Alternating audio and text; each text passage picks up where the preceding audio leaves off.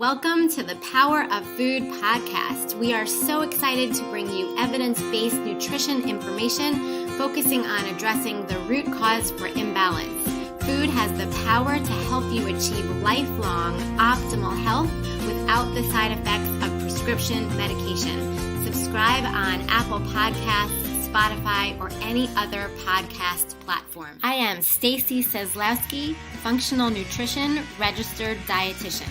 And I am Leah Grace Barrick, functional nutritionist. Hi, everyone, and welcome to the Power of Food podcast, episode number 11. Stacy and I are really excited to bring this podcast to you guys because we're going to be talking all about stress and anxiety and depression and mental health, which is a huge topic, especially relevant to the year 2020, which I think we can all agree with. Before we get going, though, we are also very excited to announce that we have our first show sponsor, and that is Pagels, which we have actually mentioned on the podcast before because we're such big fans of them. But Pagels are paleo bagels, and so they're bagels made without grains, and they have some really awesome ingredients that Stacy's going to talk about in a second that is nutritionist approved for both of us. We both enjoy, we both, tell our clients to get the Pagels if they're looking for a healthier bagel option. Something that I've been doing lately, I just made an awesome egg sandwich with my Pagel. It was the everything Pagel, which is my favorite one. That one and the cinnamon raisin is also awesome. But I put the everything Pagel and I put some avocado on there. I put a fried egg, and what else did I put on there? I put some arugula, and it was so good. I could eat that for breakfast every day. So I've been loving my Pagels, and I know, Stacy, you love them too. Do you want to talk about the ingredients a little bit? Yes, the reason that they caught my eye to begin with was, number one, that they didn't have any guar gum or any of those ingredients that when we read, we don't recognize as food. So they were all whole food, unprocessed ingredients like almond flour, yeast, salts, seeds, onion, garlic, and poppy seeds, all things that we recognize as whole foods. And anytime that we can choose foods that are whole and unprocessed, we are avoiding some of the inflammation that would be caused when we eat things that our body doesn't recognize as food. So I really love this gluten-free, dairy-free option that contains all these whole and unprocessed ingredients.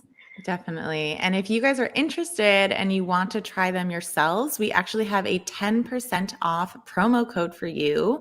If you use POF10, so Power of Food 10 as your promo code when you check out, you'll get 10% off your first order. And then they also have a deal for your first bagels that you order ever. You get half off your second bagel pack. So buy one, get one half off. And then if you use POF10, you'll get an additional 10% off your order. So we'd love to hear if you guys end up trying them and how you like them. They really do taste like bagels, in my opinion. I know you probably agree with that too, Stacy. I do, yes. So we are getting back to our weekly share. So this week, I'm sharing something that I have been using to help with my own stress and anxiety because it's something that I've been dealing with as well. And if you're watching us, you can see in the screen, but it's essentially lavender from Herb Farm Company. It's organic, and you basically it's a tincture, and you put it in any liquid that you're drinking, and it just helps calm your nervous system, which we're going to talk about more later. But I love lavender, and so I've been using it, all this week. I've recommended it to some of my clients who are also dealing with stress and anxiety. So that is my share. I love that. Yeah. And I know even that using that as an essential oil and rubbing it on yourself or breathing it in, like sort of before you go to bed at night, that's a really great tool for relieving stress for sure.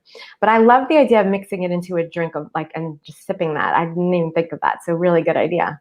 My share has to do with food. I have been using these. I've always looked for marinades and sauces that also contain those whole and unprocessed ingredients, rather than, I've gotten into the habit of just cooking everything from scratch because it's so hard to find things that don't have those processed ingredients. But these two sauces that I've been loving this week, they're from the Primal Kitchen. One is the tomato basil, and the other is an Alfredo sauce. And if you look at their ingredients, they are all whole, unprocessed, just like I described before for the pagels. But for example, the tomato basil has diced tomatoes and tomato puree and basil and avocado oil, garlic, oregano, those kind of ingredients. And there is nothing in there that is unrecognizable or, added preservatives or chemicals or anything like that. So, and the taste is so good. It's as if you made it from scratch. So maybe they could be our next sponsor, but I do really like the tomato basil from the Primal Kitchen and the Alfredo. Those are the two sauces I've been really excited about. And it makes my life a little easier to have a pre-made sauce every once in a while. Totally. I need to try those. I haven't tried either of those flavors. I have tried their mayo. They have a good avocado Yes. oil-based mayo, Yes. which I recommend to people also if they don't Good. want to make it from home. Mhm. But that's good to know. I will have to try those. Yeah. So awesome. So let's just jump right in and start talking about this massive topic that most people can relate to nowadays, which is stress and anxiety and depression and mental health. So we're going to start by talking a little bit about how the gut microbiome is related to stress and anxiety. And we've talked about this a little bit in past shows when we're talking about the gut-brain connection, but we'll do a little overview of that as well. So basically, the gut brain connection is very real. And what's happening in your gut is actually kind of termed as a second brain, and it really impacts your brain function. So, research actually shows that if you have some kind of irritation in your gut, it actually can trigger mood changes and anxiety and depression. And on the same note, when people take care of their gut problems, that's actually been shown to improve stress, anxiety, and depression.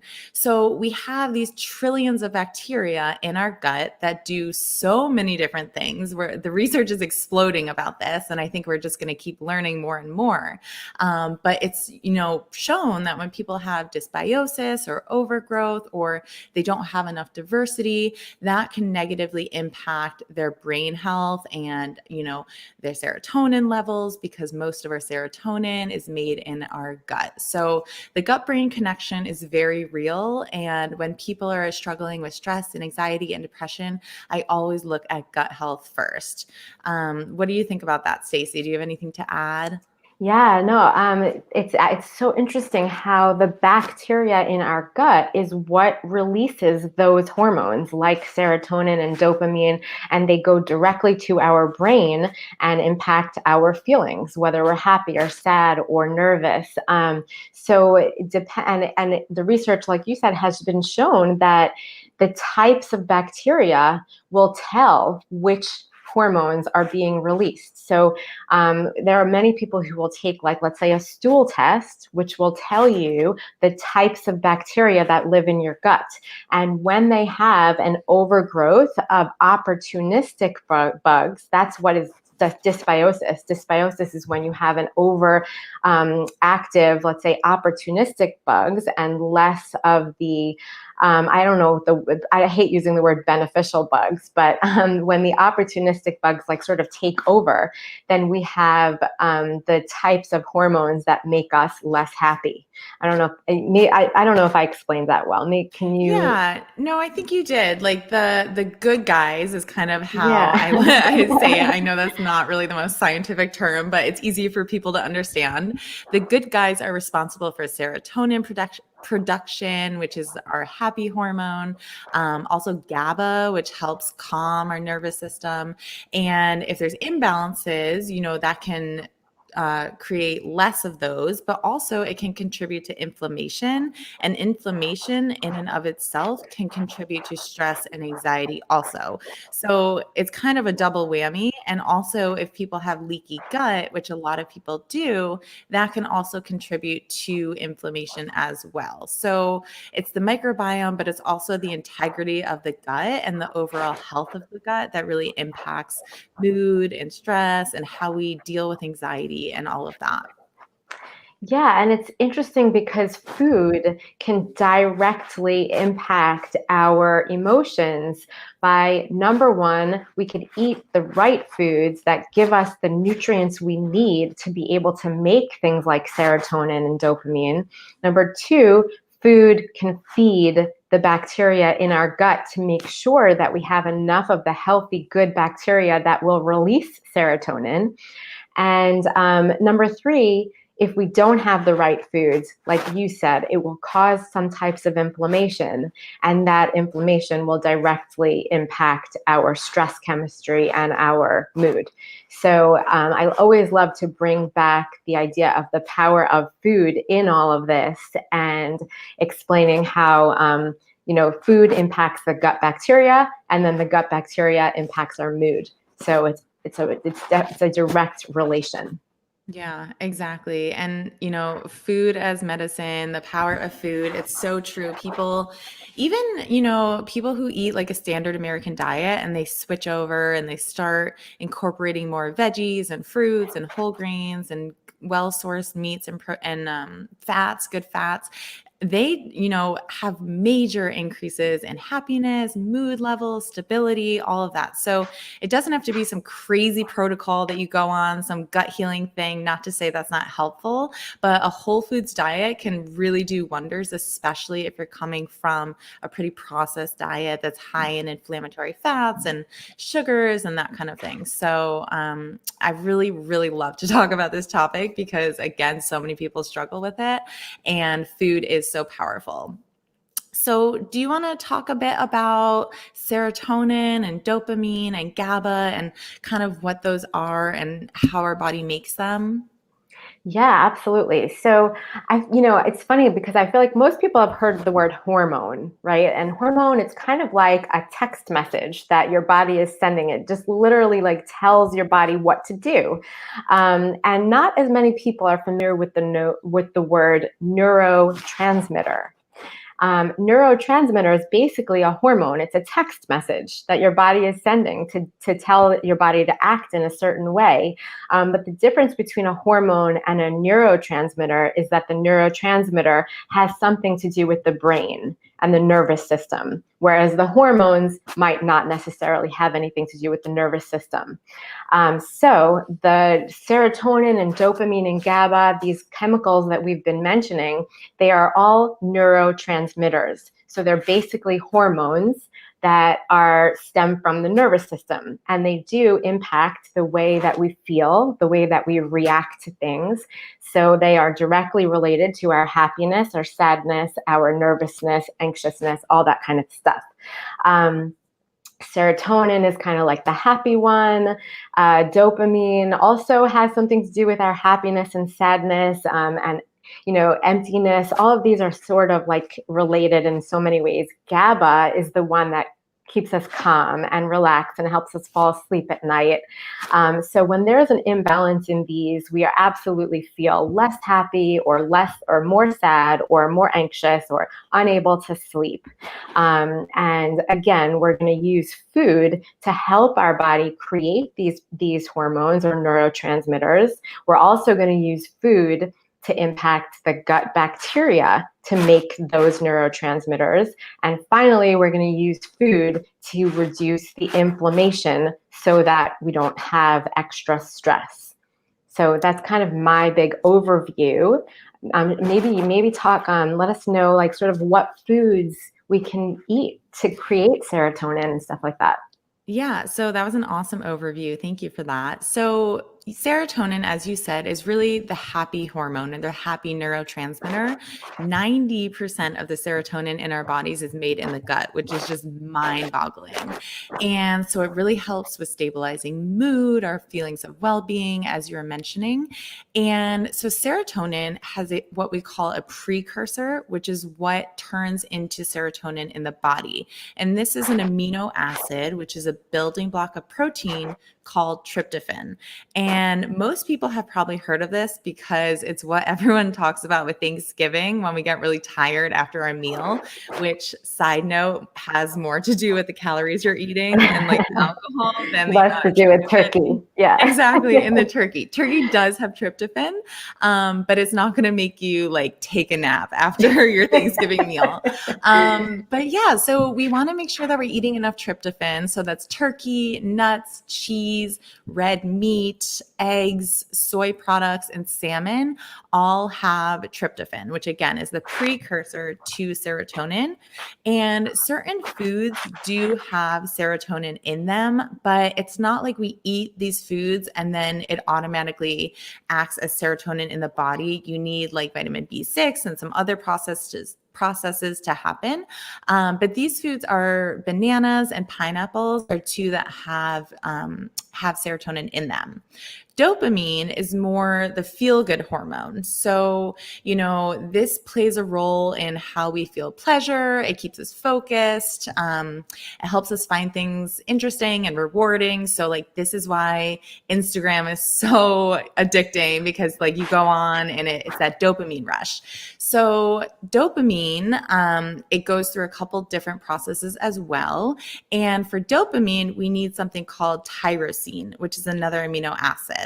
And this can be found in cheese, in meats, in fish, in dairy, in soy, also seeds and nuts. Beans and lentils are all great for this. We also need magnesium for this process as well. So dark leafy greens, nuts and seeds, beans and whole grains are all great. GABA, as you mentioned, has a calming effect. So this is an inhibitory process. We probably all need a little bit more GABA in our lives to help promote the calm. But this isn't really found in food as much, but it is found in fermented foods. So again, fermented foods are also great for gut health, but these are things like kimchi, miso, tempeh, and that kind of thing. So some people do choose to supplement with these. Definitely check with your healthcare provider to see if that's right for you. But some people do choose to supplement with GABA just because it is a little bit harder to get from food. Did you have any foods or anything you wanted to add to that, Stacy? Yeah, just that the only thing is, even though GABA is not in food, there's definitely things that we could eat to help your body promote the conversion of something called glutamate to GABA. So if you ever heard of like taking magnesium glycinate before you go to sleep, or even drinking bone broth, which has glycine in it, those are just some examples of things that will help that conversion from something called glutamate to GABA. So, but yeah, you gave a great overview. I think you mentioned all the foods that I had besides chocolate. You didn't mention, but chocolate is another one that can promote the production of serotonin and dopamine. But other than that, I think you got them all. Yeah. And then the next sort of direction to go in is what can we do in our lifestyle and our behavior to also promote the bacteria in our gut that's going to release serotonin and the ability of our body to really balance these neurotransmitters. And just one example is keeping a really good, healthy circadian rhythm. So circadian rhythm is basically the rhythm that our body goes through when we have energy in the morning, in the middle of the day, and then we sort of start to get a little bit more tired towards the evening. And having that pattern with circadian rhythm is especially healthy for not only ourselves to maintain our energy levels and the healthy processes that our body has to go through all throughout the day, but it also maintains the circadian rhythm of the bacteria that live in our gut. So they also follow a circadian rhythm along with us. And again, research has shown that people who have fragmented sleep or less duration of sleep, then they have more of those opportunistic bugs in their gut, which I said before was linked to less serotonin and dopamine and those other neurotransmitters. So just keeping a healthy circadian rhythm and promoting the good rhythm of those gut bacteria is just another lifestyle modification to include along with your diet as a means of creating good energy, good happy and good emotions, and less stress. Totally. I'm so glad you mentioned that. And a couple of my favorite hacks to just share really quick to help with that circadian rhythm are to go to bed at the same time every night and wake up at the same time every morning. So weekend, weekday, keep it consistent.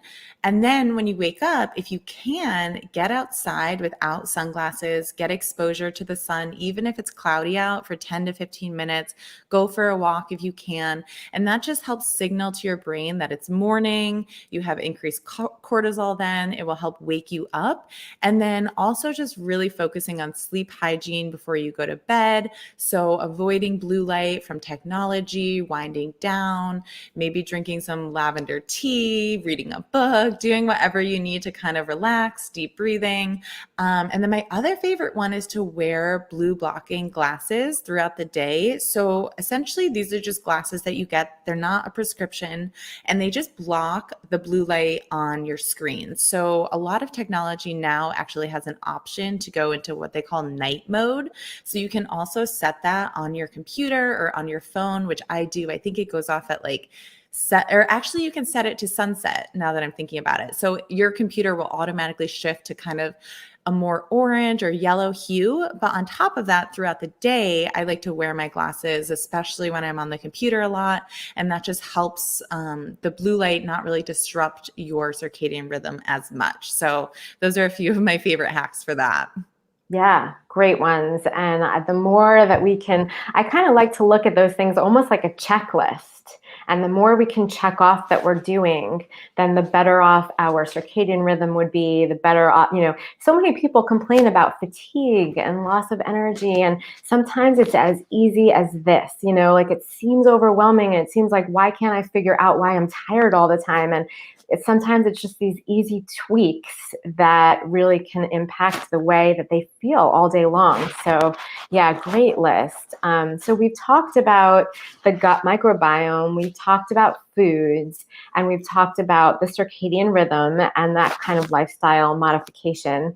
One thing I wanted to also bring up is that our nervous system has these sort of two processes.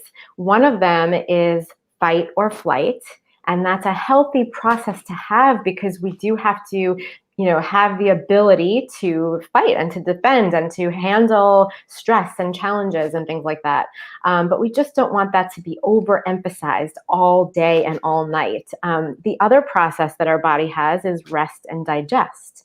And it's important that we intentionally push our body into that sort of rest and digest process while we're eating so that we have good digestion and metabolism while we're getting ready to go to sleep at night. And it's really important to know that sometimes it's in our own control to choose which process our body is going to take. So although we're faced with stress, constant stress all the time with what's going on, in our families, in our homes, in our lives, and in the world, it's still within our control to force our body into that process of rest and digest throughout the day in order to give our bodies a break from this constant work and constant stress that we're faced with. What do you think about that? Yeah, I think you said that so well, especially the part where you mentioned that our fight or flight sympathetic nervous system aspect, it's good, right? It's just like inflammation where it's there to keep us alive. And, when we were running away from tigers and had these crazy acute stressors, like that's really what helped keep us alive and, progress. But the problem is that now most people, similar to inflammation, have chronic low grade excess cortisol, excess stress. Their bodies never fully relax. And it's really hard to kind of take a step back from the busy of day to day with work. And if you have kids and, finding out what to eat and everything, to kind of take a step back and really slow down. And like you said, just kind of like force your body to do this, because eventually once you start doing it and getting in the routine, your body will crave it. And then you'll be able to tune in more and notice when you're getting really stressed out that you need to take the time to activate your parasympathetic nervous system. So we can talk about some ways to do that.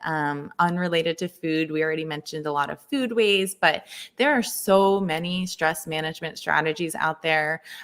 We talk about it all the time in the podcast, but a lot of them are worth repeating. And I'm sure we have some new ones today that we'll discuss that we haven't brought up yet. But we'll just jump right in with those, because I think those can be really helpful for people just to have a list and pick and choose what stands out to you. So the first one that I'm going to share is to find something that brings you joy. So something that you love doing, whether you already know it or you have to find out what you're passionate about or what you're interested in or what makes you happy, because it's so easy to get in this routine of waking up, going to work, coming home, watching TV, going to bed, and not really doing anything that makes you happy.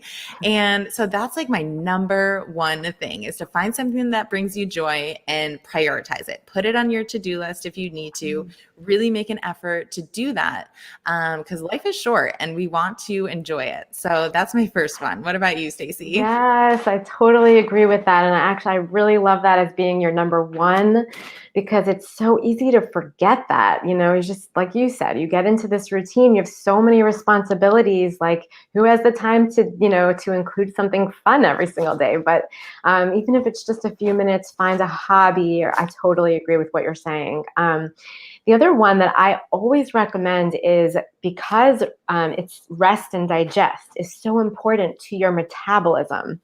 I always recommend, before you're about to eat, to put down your work and to, think about eating mindfully and appreciate what you're eating. Focus on it, enjoy it, try to slow down what you're eating. And, so you just get into this routine of, like, you're so busy just grabbing food and on the run, eating while you're in the car or while you're doing your work. And if it takes you going to the bathroom and doing some breathing strategies to just clear your head of everything that you're focused on and just pay attention to the food. I really believe that there is something to be said for those people who pray before they eat, because they, say, I'm going to be thankful for what I'm about to eat, and they focus on that. And that is what promotes digestion and metabolism. So oftentimes when I meet with people who are struggling with weight loss, it may be because if they're eating on the run all the time,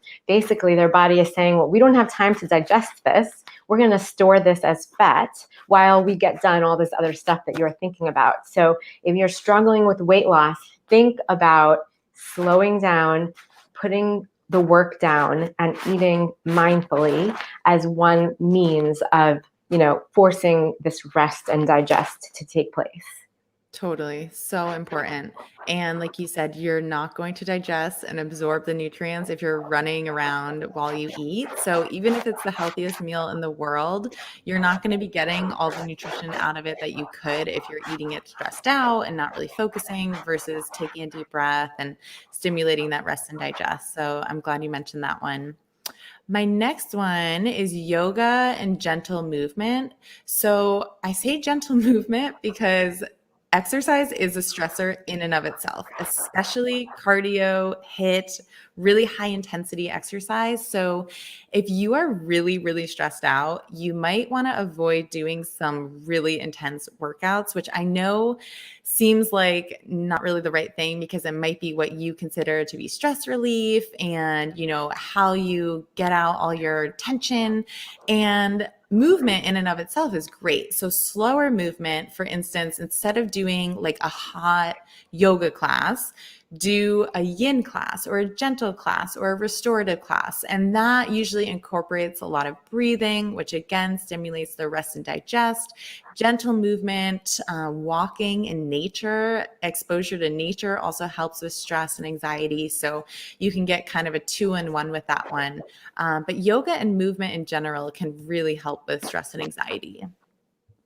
Yes, I totally agree with you. And then my very last one is one that we've talked about so many times, but just putting meditation or time to clear your head or journaling or some form of this type of mind clearing, intentionally scheduling that into your days, whether it could be 5 days a week or if not every single day, but just a few minutes to separate yourself from everything that's going on and just clear your head, maybe write down your feelings and your thoughts, or use a meditation app on the phone, just something that forces you to just to separate from the world for a moment. Totally. Yeah.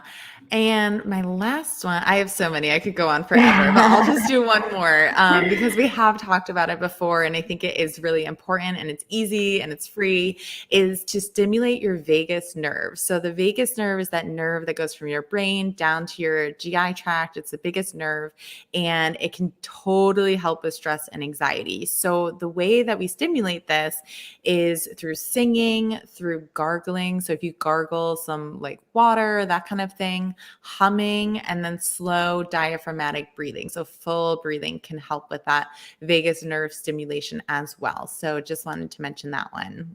Yeah. And people can relate to that maybe because it, like if you think about chanting that goes on during yoga, those are intentionally put there because they, like you said, stimulate the vagus nerve. And the vagus nerve is what is responsible for the parasympathetic system, which we already mentioned. So absolutely agree with those.